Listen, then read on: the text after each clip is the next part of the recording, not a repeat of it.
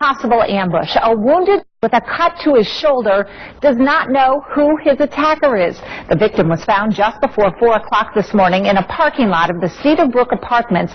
That's in the 8400 block of East Terry. Case Jordan Shefty spoke exclusively with the security officer who found the bleeding man. A typical night for a Signal 88 security officer usually consists of noise complaints or break-ins, but this morning, one security officer encountered something that brought his first aid training into use. Got to be aware and awake when you're doing this job.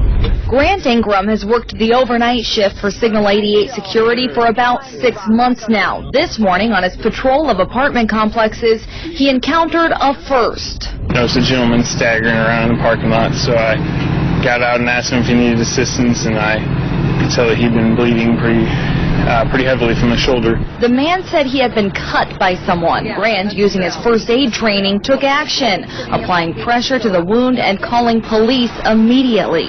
He just said, "Man, get me to the hospital, call 911, and I said, "Okay, we'll get you some help." I tried to get some info from him what happened, but he was in a lot of pain and didn't really want to talk about it. Police are investigating the situation, saying the 25-year-old victim provided little information about the incident or a possible suspect. He basically says that an unknown person came up to him and cut him. For Grant, it was a dose of adrenaline, providing a taste of what he wants for his future. Hopefully someday I'll have a real badge on and work for the police department instead. Jordan Shefty, Cake News. The victim tells police he got a ride home from a bar and that a suspect walked right up to the car and stabbed him with a piece of glass. Police are still investigating the victim in stable condition this afternoon and is expected to recover.